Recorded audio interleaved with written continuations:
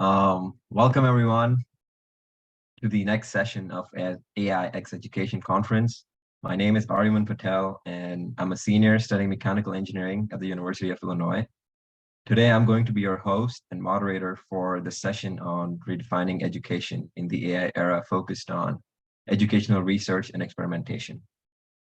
Today, we're joined by three amazing panelists from around the subcontinent who will be sharing their views and insights on this topic with us today. We have Dr. Torrey Trust, who is a professor of learning technology in the Department of Teacher Education and Curriculum Studies in the College of Education at the University of Massachusetts Amherst. We have Dr. Nick Haber, who is an assistant professor at the Stanford Graduate School of Education and Computer Science. And we have Dr. Carrie Markin, who's a group lead of the Law and Business Communications Group and a lecturer of the Entrepreneurship and Innovation Group at Sauder School of Business at the University of British Columbia. Joining me in this discussion with them is Sophia Tim, who is a senior at Lake Forest College and is currently working towards her bachelor's in neuroscience and philosophy. Please join me in welcoming all of them. And without any further ado, I would like to ask Dr. Trust to please share her insights with us. All right, thank you. Welcome, everyone. I'm going to briefly fly through three considerations for teaching and learning in the era of generative AI. I've just set my timer for 10 minutes because I want to be mindful of my co-presenter's time. So if it goes by fast, I will throw the link to these slides in the chat for you to review later. Let's jump right in. Number one, students need an opportunity to learn with and about AI. Starting with learning with AI, we're at a time where tools like ChatGPT and other generative technologies are being embedded into nearly every career and workplace, from real estate to law firms, even into the Democratic National Committee, which recently used AI-generated content for its fundraising emails and found that their emails generated by AI did just as well as, if not better than, humans for generating engagement and donations.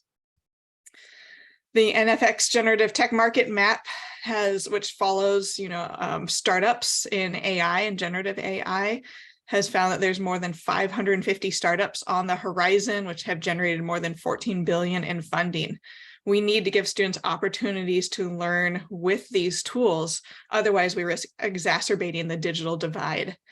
So how do you do that? Well, I turn to Dr. Ethan Mollick and Dr. Lilac Mollick's work, where they show there's a lot of different ways to help students learn with AI. It can be AI mentor, tutor, coach, teammate, student, simulator tool. You can help, students can use AI for personalized learning and a lot of different purposes. Giving them that opportunity, again, helps reduce the chances that there's a digital divide down the road between those who know how to use those tools and have opportunities to, and those who do not.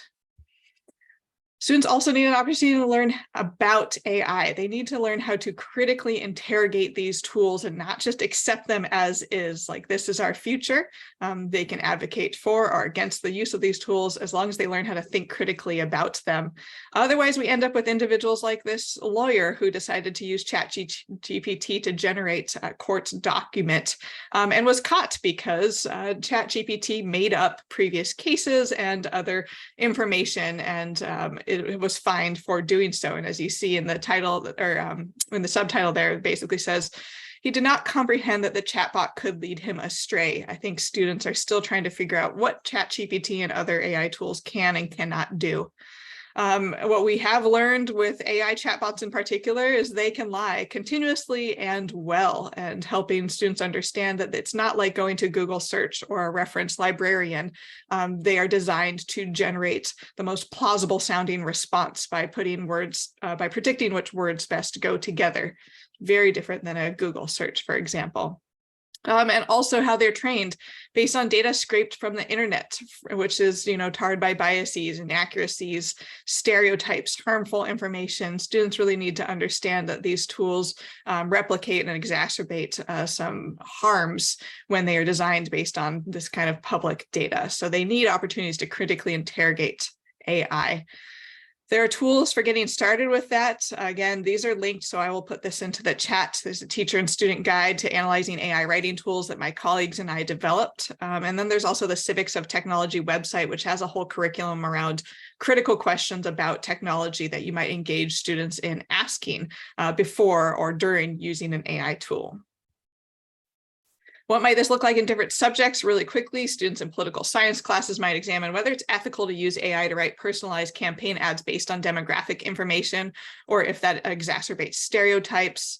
Some other examples, students in business classes might debate whether companies should require the use of AI chatbots to increase productivity. Health and education, in critically interrogating, the health and mental health advice that these tools give, or even education classes, what happens when future teachers are using these tools that collect a whole bunch of data from students, and what that means for their students' privacy and data protections. All right, number 2, redesigning academic integrity statements is essential. If you look at the OpenAI terms of service, terms of use, it basically says anything that you create through the output, so you prompt it and then it generates an output, you own and you can use for commercial purposes. But then it also says you cannot pass that off as human generated. So what happens if a student writes a 10-page essay, but then asks ChatGPT to write the conclusion for them and then just submits it with the ChatGPT conclusion? Is that plagiarism? Is that a violation of the terms of use? Students need opportunity to have these conversations around what roles these tools should play in aiding their thinking, communication, and writing. They're already using plenty of these types of tools, from Grammarly to autocomplete to autocorrect, speech to text. So they need to have, conversations, whether you yourself update course academic integrity policies and have students annotate those, or invite students to co-design the academic integrity policy, because they might say, hey, that's actually cheating to use the tool in that way. We don't want it to be used in that way. Or here's how we want it to be used, or provide time for students to discuss academic integrity in class. This will be absolutely essential, or else we end up with that, experience like that lawyer who just thought he could just use ChatGPT to do his work for him. Number 3, redesigning assignments can reduce the potential for cheating with AI. Cheating with AI is the #1 faculty concern right now. And quickly, why do students cheat when the focus is on scores and grades rather than learning? There's increased stress, pressure, and anxiety, lack of focus on academic integrity, trust, relationship building. The material is not perceived to be relevant or valuable to students, or instruction is perceived to be poor. How can we address this? I feel like I've come to the pinnacle of my career. I came up with a model using my name. So here we go, the trust model for redesigning assignments: transparency, real-world applications, universal design for learning, social knowledge construction, and trial and error. Transparency: students need to know why they're doing what they're doing. We tell them to write an essay or complete a project, and we don't tell them why. And then they have to figure out the value themselves, and often don't see that value. The more transparent you can be as to why they're doing what they're doing, it might help increase motivation and decrease instances of cheating. Real world applications: the more you can give students the opportunity to apply what they're learning to solve local or national issues, to be part of something bigger than themselves, bigger than the class, whether it's designing open educational resources, participating in civic engagement projects, designing social media campaigns to inform others about what they're learning in class. I love doing this and giving my students a chance to create projects that they can actually put on their resumes and CVs. Again, those types of projects will likely reduce the instances of cheating. It's not going to completely get rid of all instances of cheating, but can help address that issue around the value and motivation of learning. Universal design for learning: if you're not familiar with this framework, please look it up. It's about breaking down barriers to learning and increasing engagement and motivation. And it's got 3 main aspects: multiple means of representation, multiple means of action expression, and multiple means of engagement. And it's about giving students choice and voice, different opportunities and ways of showing their knowledge, ways of engaging with the material. The more that you use these guidelines to design teaching, the more you break down barriers to learning and ideally reduce students wanting to turn to tools for cheating. Social knowledge construction doesn't mean everyone needs group work all the time, but learning is inherently social. Giving students opportunities to be social, whether that's inviting people outside the class to be part of their learning, or through feedback or being part of projects. The more you can engage in students in social knowledge construction, whether inside the class or outside, can really enhance their learning experience. And again, reduced potential for cheating. And finally, trial and error. Far too often students, submit work that they, you submit a paper and they never look at it again, they get a grade and that's it. That's not really learning. It's not really helpful. One of the best ways to learn is to, do revise and resubmit if it's possible. If you don't have a class of 200 students, if you can give students opportunities to learn through trial and error, through productive failure, they're more likely to have decreased stress and anxiety around learning and less likely to turn to these tools out of panic, out of fear for cheating. What that might look like really quickly. So I used to do a project where I had students analyze privacy policies of ed tech tools, and they would do a mind map and they would analyze a privacy policy of a tool I selected, look at how data is collected, organized, shared, used. And I thought, surely ChatGPT can't do this because it's not connected to the internet. Well, my students are very smart. They can just copy and paste the whole privacy policy into ChatGPT and ask those questions, and ChatGPT answers those questions for them. So I revised it to, instead of analyzing privacy policy, they had to convince at least 30 people, this is the social knowledge construction, to take more control of their data and protect their privacy with digital tools and apps. I have a purpose. I have real world application, social knowledge construction, universal design for learning, and trial and error all built into this activity. And I wish I could show, I didn't get permission from my students, but they came up with the most amazing projects where they actually convinced several individuals to take control and empower them around their privacy as part of the class project. So if you need resources, I have 2 articles that I published just a lot about that goes more in depth with resources, as well as these slide decks, which are open access for you all. Thank you all for your time. Thank you very much, Dr. Trust. That was very, very interesting slides, and I want to learn more about the trust model when we get to the open discussion. Dr. Haber, I would like to ask you to please present your slides. Okay. Great. You should be able to see slides now. We good? Okay. Yes. Great. Okay. So in this, I want to basically dive down into a subdomain and for thinking about these sorts of questions, and hopefully come back out with some general principles that will hopefully be fun for a discussion later. So I want to focus on the future of coding.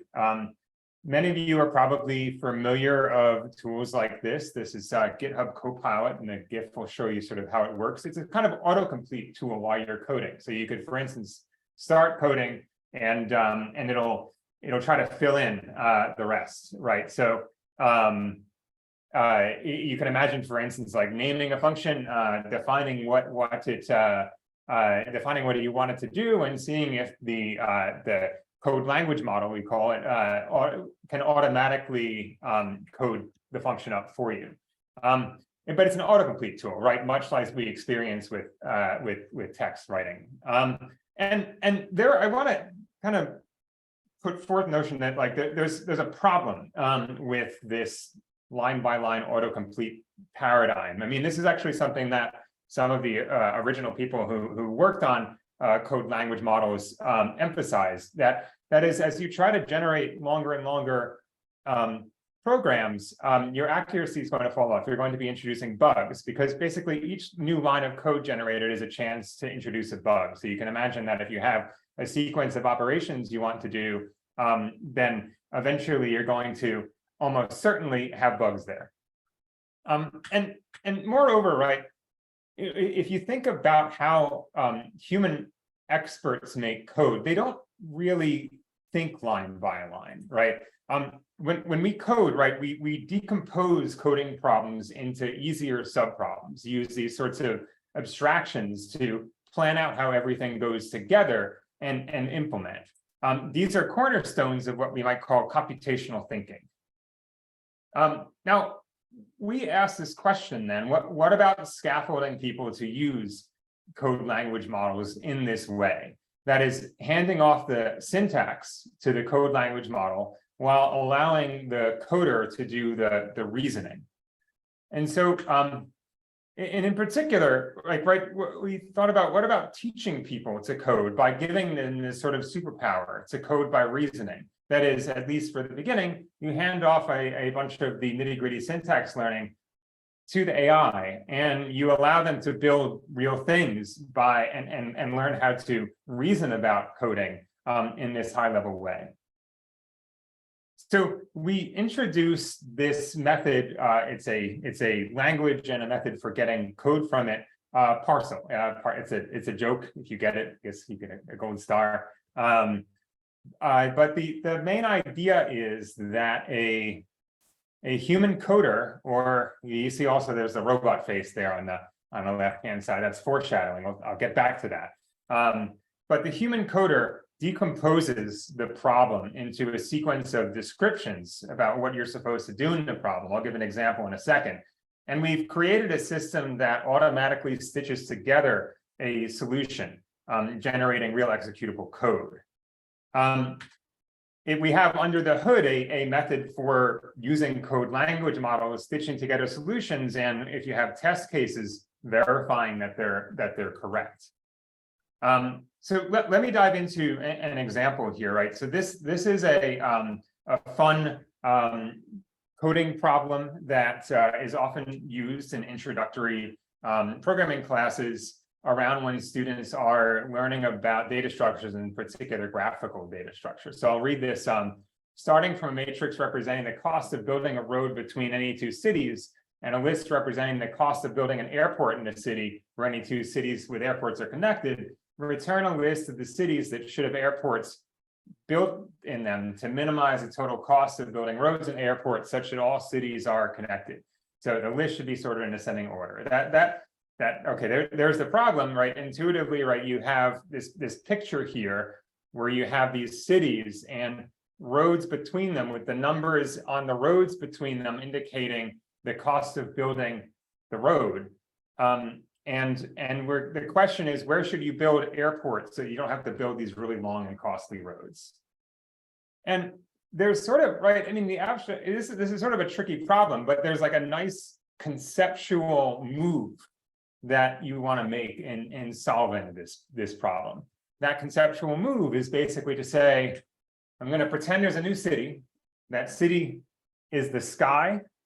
And I'm going to think of building an airport as building a road to the sky.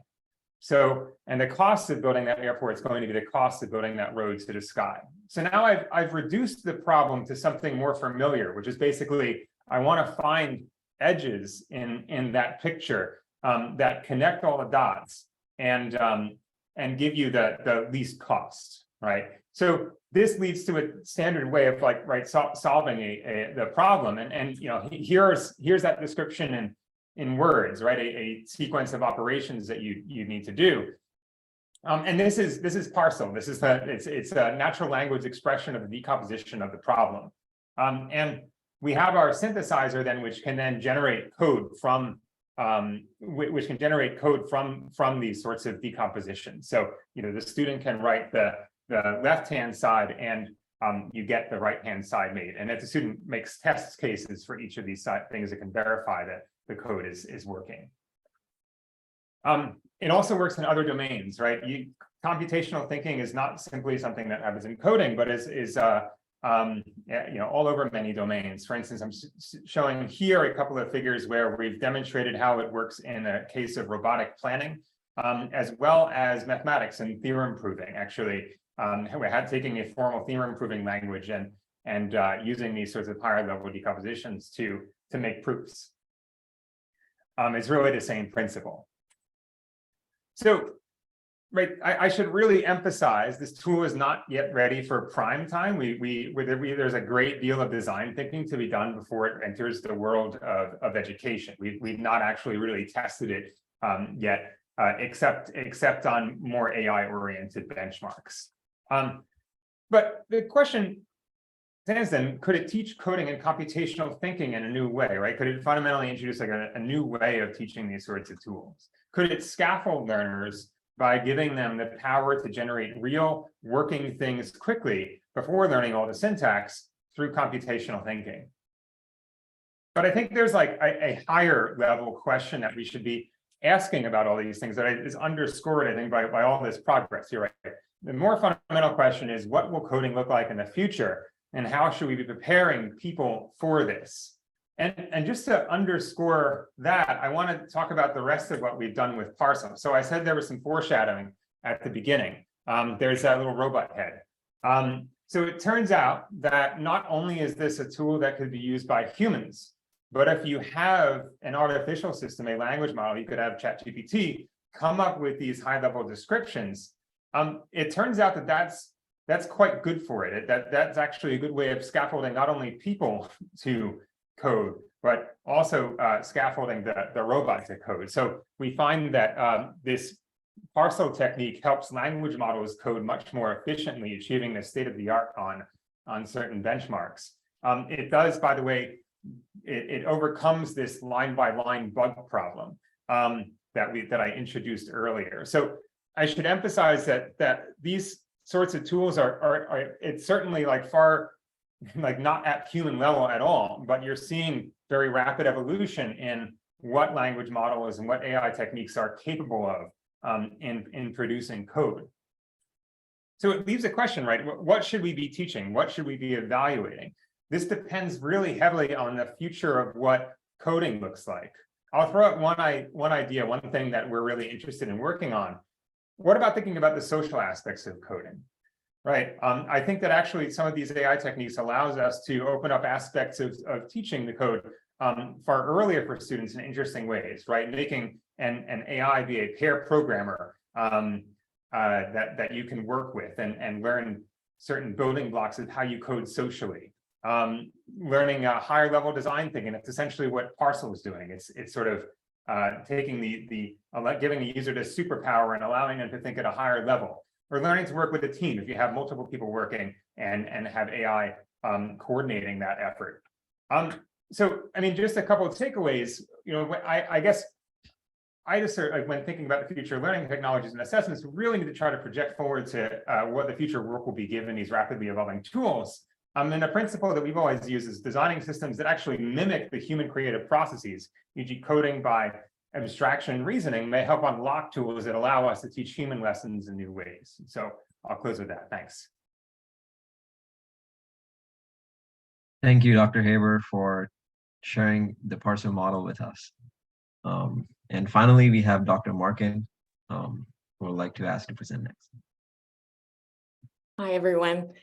So my educational research is quite narrative and philosophical in nature. So I'm just going to share some ways that I've been thinking about this and start with a quote from Maxine Greene, who's a scholar who really provides a guidepost for how I think about teaching and learning during these times. So her quote is, "Community has to be achieved by persons offered the space in which to discover what they recognize together and appreciate in common, a space infused by the kind of imaginative awareness that enables those involved to imagine alternate possibilities." We are certainly in this time. So one of the ways that I come at thinking about AI in my teaching and my research is really looking at myself and my own story as what it means to be a teacher and thinking about how we reframe our internal narrative. So I ask myself, how might we embrace AI as a tool for creativity and exploration and return to the heart of what a university and research is, which is a journey into the unknown. And we now are really alongside students in this journey. Arguably, we really have been since 2020, when there's been so much rapid change. So how might I continue to hold myself accountable to be on that journey wholeheartedly, really naming and owning the privilege I have in that space, and really coming at my experience in my classroom with radical curiosity. I hope that I present as, confidently humble, hopeful, but also really trying to see my role as one to embrace and advocate for systems that reduce harm, and really noticing when other faculty, other educators, other folks are scared, tired, worried, and we all are, and that we don't try to over control with monitoring or penalty devices that actually could be quite harmful. A way that I also think about it is as opportunity. So to have such a huge phenomenon occur during an academic term last term, where I gather twice a week to explore the topic of business communication, but I also explore the topic of creativity and in business and social change. I rather than see that as being a shock to my content, I saw it as a gift, right? These are like, whoa, this is quite a time, because my courses, which often get categorized as sort of soft skills like communication and creativity, suddenly were very relevant. How are we creative with now that we have this co-creator at the tip of our fingers? And what does it mean to generate communications content when so often that's what these tools are being used for, is to enhance our writing? So I did make a choice that instead of attending academic conferences, this is arguably the first one I've been to, instead I used my professional development funding to get to work towards a prompt engineering certificate, so that I could start to actually understand what this tool is, and I could start to get really in the weeds with it, so that I wasn't it's like any language, right? If you travel anywhere and you don't know the language, you're scared, so you hold on to what you know. So I felt that, having lived and worked in other countries where I didn't know the language, what the first thing I would do is learn the language.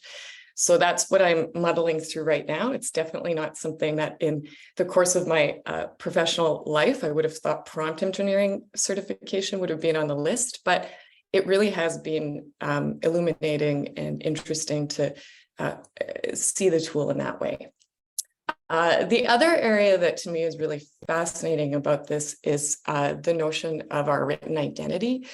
So my worry is, like, if I ask AI to generate text with a right put based on my identity, it can really start to analyze my writing style. It can analyze the writing style of scholars or authors.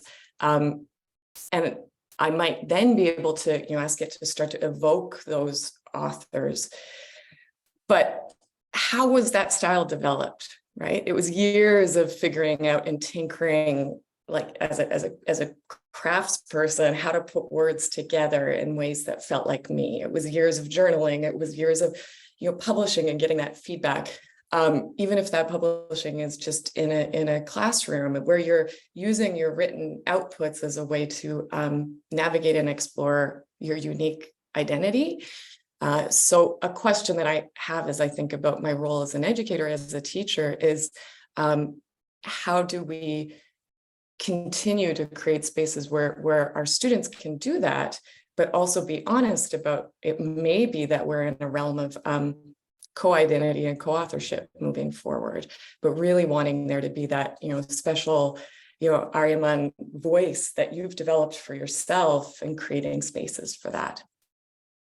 The other way that I think about it is universities have always been about gathering around the unknown, not around the known. So I think that all of us in a university have a role in this conversation. We no longer need to have a system that is designed based on those who know and those who don't know, and we sort of hold people back until graduate seminars to be able to contribute to the conversation. I'm a real advocate of first-year students and the amount of possibility and imagination and just energy that first-year students bring to campuses. They're really active members of the academy. They're members of this interconnected network. So how are we actually creating university systemic-wide, scholarly engagement opportunities for all levels of the academy to be part of the research and development and design team of these big questions that we're emerged in. So I also think about systems and policies and reducing harm. I'm really influenced by the scholars and in the movements that are advocating for a real radical revisiting of how we grade. There's different schools of thought around this, but really thinking about grading practices from a generative growth development perspective versus a punitive perfectionist performance-based model. There are other writing instructors here in the Canadian context who I am in conversation and dialogue with, Rebecca Benich and Liv Markin, who, yes, happens to be my sister, but they've also are starting to generate some really important published work that I think could have us thinking about writing in particular from a harm reduction lens. So how can we start to think about these feelings that we have? They ask us to think about these anxieties and feelings that we've had, since March 2020 around cheating and around, this urgency that we need to be locking things down and like literally bringing in lockdown browsers in order to be able to control this time. So I continue to, stay in conversation and stay in community spaces with other faculty who are really willing to look at what we're doing from that realm of really how scared we are and how that can start to create a bias. And it can also create sort of frenzied policy making, and it can we can tend to start to have these conversations that have been around forever around kids these days, as though we somehow are not also going to be drawn into the world of wanting to use these tools to leverage and further our own work as scholars. So these are some of the questions that I think about. These are some of the ways that I these are some of the ways that I pause and make sure that I'm starting all of my course planning from those key questions, the questions of how might I embrace AI as a tool for co-creativity, exploration, creating classrooms that are spaces of us moving from unknown to known. Who is this other, well, I don't want to say who, what and why is this other contributor to the conversation in this space with me, and that contributor being AI. I think if we start saying who, we get into a more dangerous stance, but what and why has this, why has this happened? Why are they here? Why is it here?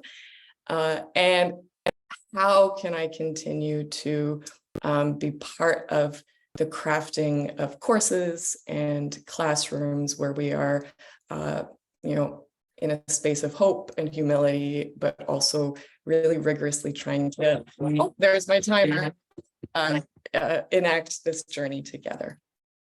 Thank you. Dr. Markin, you raised some really good points, and I couldn't agree with you more with what you just said about using these tools as a mode of exploration and co-creativity. I would like to ask you, how do you do that? Like, how would you use AI to bolster creativity and see it as something, like, how can you tie AI with just curiosity? Well, one example has been to create assignments that I'm truly not sure about, in the sense that I need to actually invite students to be part of that assignment building and creation with me. So an example being in my most recent creativity class, one of the assignments was that I handed over 30 to 45 minutes of each 4-hour class to the students to lead small seminar style discussions where they had to pose a topic and find the research, where they invited their colleagues into a conversation around artificial intelligence at the intersection of creativity, social change, and social movements, and AI, And then they picked a theme that was really important to them. So for example, some students picked the theme of, financial literacy or business models. So they would choose the topic, but then they needed to have the topic intersect with AI, creativity, and bring it into a conversation that sparked an emergent dialogue with their cohort. This is a cohort that takes all of their classes together. So the invitation was to, start the conversation, but start it in a sort of academically rigorous way. So that was one approach, and really time-stamped the work they did and ensured that the work that we did on that assignment happened over a series of classes, and it happened in class, and that they would have, like 40 minutes to submit their plan, so that we wouldn't get in the space of like having to overthink it or overanalyze it. And then my grading structure is you receive one of 4 possible grades, and each one is attached to more of a developmental model, but there's it really takes that finickiness around grades out of the stress equation. I might ask also Torrey and Nick if there's ways. I'm in a thought bank here of amazing people. So like ways that co-creativity or collaboration happen in your spaces too. Yeah, I think we're at the point of just figuring it out, right? Because I was trying to figure out, how do I write my academic integrity statement? And early on, it was like, don't use this tool. And then it moved to, okay, well, if you're going to use this tool, how can you, co-create with it? How can it help improve your thinking, your communication, your learning? Why would I want to ban a tool like that where, I've seen with non-native speakers who focus so much on the writing quality that they're not getting the learning as much in. How could a tool help assist with that? So I'm still figuring that out with my students and what that looks like, but I encourage them from the very first week of class when they annotate my syllabus and they go, oh, what is this? In spring, it was, what is this tool? They had not heard about it at that time, and thinking about what that might mean for their learning. And so, yeah, I think that's something we're all still trying to figure out together. And I'll say just a little bit on that too. I think within, for instance, like software engineering, in programming, we do have some models for this creative process, what this co-creation process is, which is that we already have a lot of models for how people build things together socially, right? We know like constructive ways of pair programming. We know constructive ways of collaborative learning. Right. And so we have these sorts of models by which we can think about, these sorts of tools. And maybe this is misguided, but I think it's a good starting point for thinking of these tools as different sorts of additional conversationalists in this process, as being, okay, this is your intern who will do things for you, or this is, your sage elder who will give you ideas about how to do things, or this is somebody who will facilitate conversation, making sure that good turn taking is happening, that everybody's speaking up. These are all, I think, models that we can appeal to for designing these kinds of creative processes.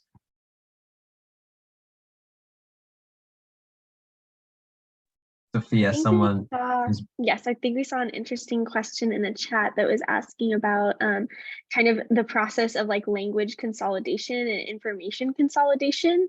So I'd love to start by answering that with just kind of a little bit of just science, because I feel like that's maybe where I know the most. So you are absolutely on the right track there, thinking that there is like a difference between like immediate gratification that we get when we get just like, oh, yes, you did answer this right, or oh, no, you didn't answer this right.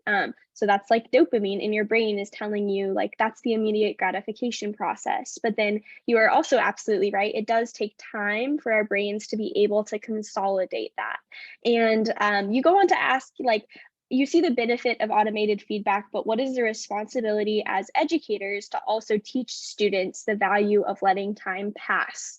And I think the question that you ask is interesting, because I don't know if those are necessarily like negating the learning process from happening. So when we use AI tools properly, I think it gives us just kind of a check of our answers or shows us where we can change our direction rather than just giving us the answer. I think many students, like if they get stuck on a problem, they might just turn to the back of the textbook and look at the answer rather than going through the critical thinking process and trying to figure out, okay, what's the next step that I could actually take in this process? And I think that's where like AI tools come in, and you could say, well, I've gotten this far in this problem, I don't know where to go next. Like, could you help me know where to go next? And that's where, as educators, if we teach students how to do that and how to jump to, well, I don't know where to go, how can you help me go? Instead of just saying, can you give me the answer? That's where this absolutely doesn't necessarily become immediate gratification, but it's rather just reframing how we're doing our critical thinking in like a new age with new tools. But I'd love to hear from other educators also here in this space. How do you think that we can make the move from like just getting the immediate answer into something like students who really do desire to get like the critical thinking work done with the help and co-collaboration of artificial intelligence tools? Great question. And how do you find that balance? I do weekly reflections in my classes. I've shifted a lot away from, big assignments to more weekly projects, and their homework is a reflection and a self-grade. And so they have to go and answer a series of prompts related to the learning objectives, but also just reflecting on their engagement, professionalism, social interaction, and learning are the 4 topics that I have them think about. And that kind of, reflection is a critical component of learning. And I don't think students realize that or set aside that time. And I often start by telling my students, like, I wrote most of my dissertation on my hammock. Like, I needed time to step away from everything and like sort it through in my head. And that's what I try to give them in the reflections, is it's not just a task to do to get a grade, but it's a task to actually aid your learning. And I think we actually have to teach students that, like, why are you doing reflection? When I go back to transparency as part of the trust model, it's like, students hear reflection paper and they're like, if you tell them why, what role it plays, what the value is to their thinking and learning, that might help change the conversation around that and shift from like, I'm just going to go to AI to get the feedback to more, okay, I got feedback. Now what do I do with this? What does this mean to my thinking, to my learning? Yeah, I absolutely agree with that. And I think it comes back to like a question that educators are always still trying to answer and that students are still trying to answer, which is like the difference between students who are intrinsically motivated and just who find that to do their own work versus the students who have always needed like a little bit of extrinsic motivation in the form of grades or in the form of reward from professors. I think this is just kind of a different reiteration of the same concern that we've kind of seen in different arenas of like the education spectrum.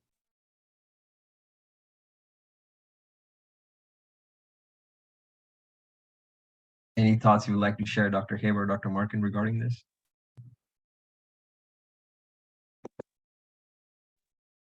One of the ways that I approach reflection in my communications courses is to take a look at models of writing process. What is the guiding, what are the big ideas up there in terms of how we should best approach writing process that were published up until this 2023? What advice is provided? What are the different steps of writing process? Because the writing process, if followed as